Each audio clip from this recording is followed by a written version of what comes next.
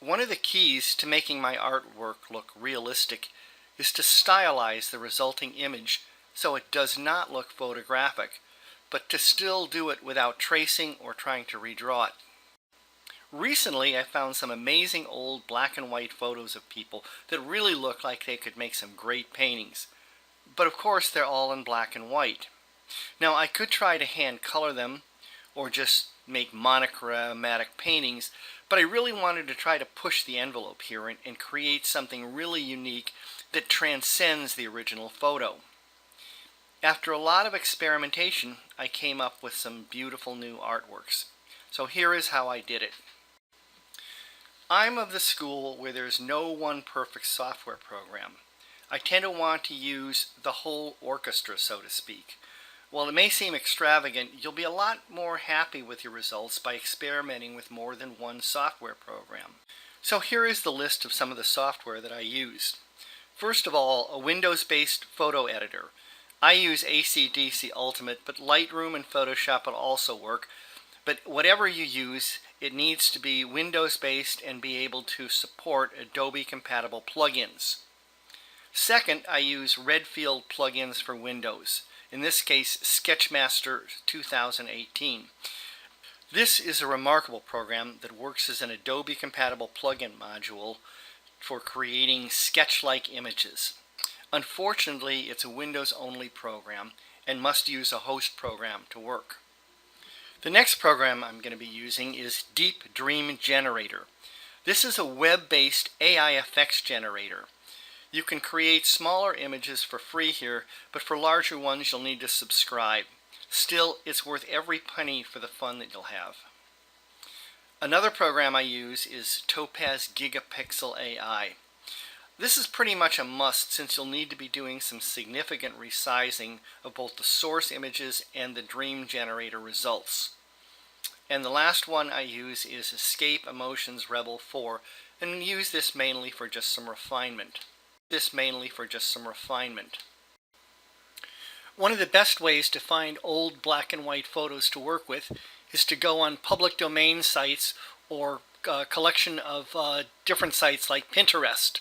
In this case, I just went on to the Pinterest site and typed in Old West Cowboys vintage photos and just got a whole lot of different ones to work with. And once I find one that looks interesting, such as this one, I click on it, and if you'll notice the little box here, by clicking on that, I can download the image and save it into my own computer. Now usually these images are pretty small, so oftentimes I'll have to resize them to a larger size before I can work with them. This is the image I've chosen to work with. I pulled it off of Pinterest, and it looks like it would make a very interesting piece of artwork just because it has a lot of graphical elements. But one of the things you'll note is that the size of it's only about 500 by 700 pixels, so it's way too small to really get any decent size out of it. So the first thing I need to do is bring it up to a much larger size. Usually I work with between about 2,000 and 3,000 pixels in the largest dimension. I took the original photo and brought it into Topaz Gigapixel AI to resize it. That program does a wonderful job of resizing without losing a lot of detail, as you can see here. I cropped it slightly to make it more of a horizontal format instead of the vertical one, which it started out as. This size is roughly about 1,700 pixels by 1,600 pixels, which should be adequate for our needs. What I found in my experimentation is full-toned images like this just don't seem to translate that well to creating that watercolor effect that I'm trying to achieve. So one of the things I found is to reduce it to a much more graphical image, such as like this. To do that, I use a program called Redfield Sketchmaster 2018. Let's go ahead and open that. And what Sketchmaster is, it's a Adobe compatible plugin. Unfortunately, is only for Windows users.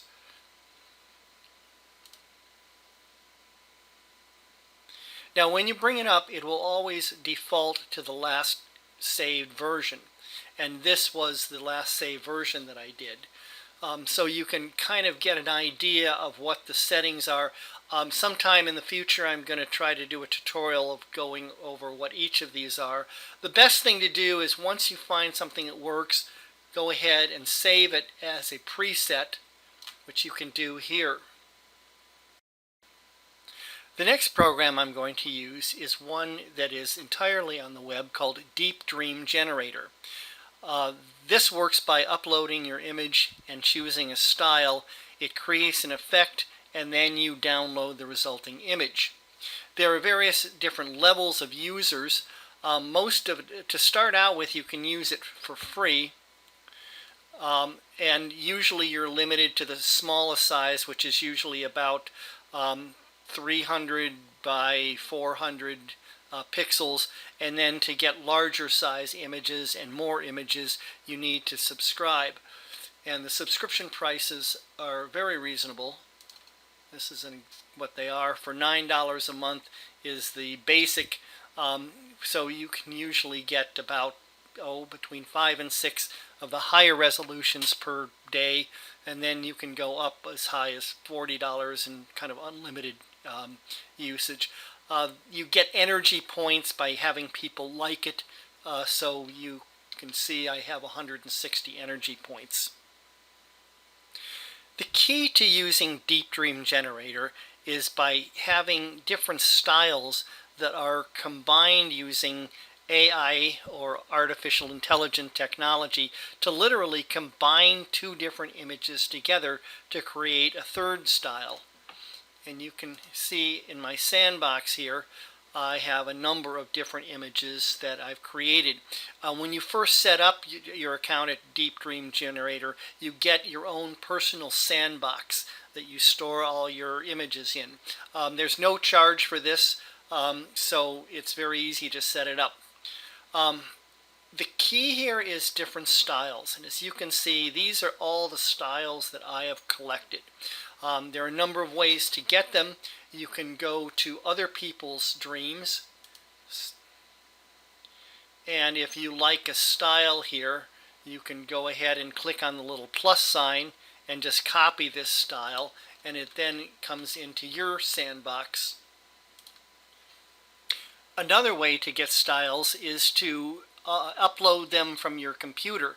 These are just some artwork pieces that I've collected from different sources on the web. A lot of times I'll just collect some paintings that I like because I'm interested in the style or want to use that style to merge with my artwork to create my AI generated image.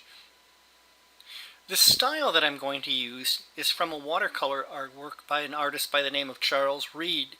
Now, I'm not actually going to use this image exactly as it is, but what it does is it actually incorporates the color and some of the style elements into my own image to create a synthesis between the two.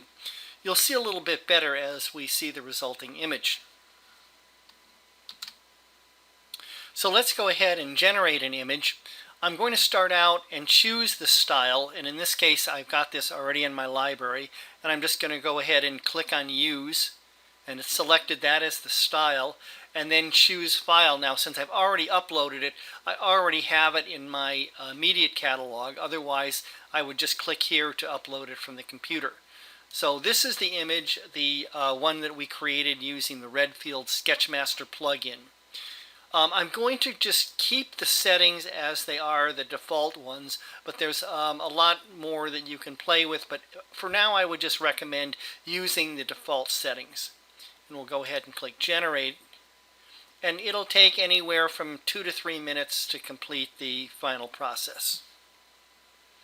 This is the result it produced, which I really like. Now I can go ahead and keep this image, which is about 0.6 megapixels, or I can click here and increase the resolution to 1.2. Now if you have just a basic membership, you probably won't have this option, but if you have one of the more advanced ones, you'll see this button to allow you to just reproduce it at a larger image. But at this point, I'm just going to right click and save the image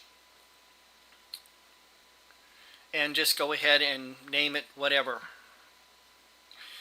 The next rendering I'm going to do is one that I captured from another user's image. In this case, I wanted something very graphical and monochromatic. So I'm going to go ahead and use this as my style. This is the result using this style with this image, and this is the result it produced. My next step is I'm going to combine the two images together to create a synthesis between the two.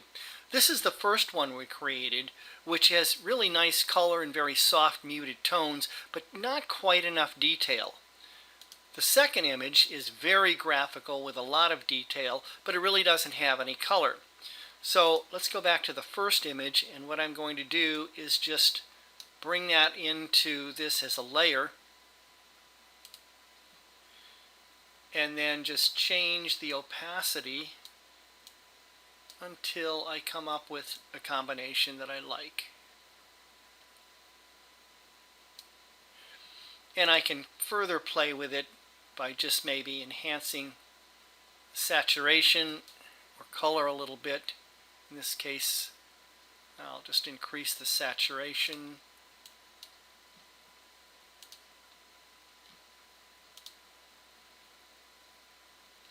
And then once I have the combination that I like, I'm just going to go ahead and save it.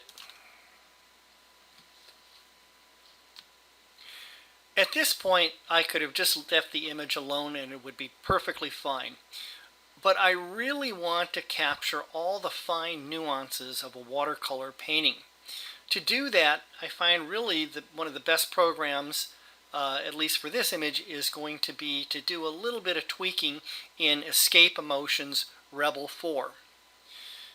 And what I've done is I've gone ahead and created a new canvas, and in this case using just an aquarelle canvas and white color, and just brought that image right into it and centered it. The next thing is just to start to do a little bit of watercolor brushwork on it. And if you can see just the little bit of a brushwork using the watercolor brush and just some of the spot colors. Now when I brought the image in, it brings in the image, but it doesn't really allow the paper texture to come through. So in order to do this, I actually need to create a little bit of a brush stroke throughout the whole canvas to do that. So what I'm going to do here is just create another layer, and in this case I'm going to change the blending mode to multiply and just pick a very light color, and let's zoom in here, and then just lightly tap, and you can start to see the paper grain coming through in all the areas where I'm just very lightly doing a little bit of a brushwork. And then this gives the full illusion of that watercolor paper look throughout the entire image.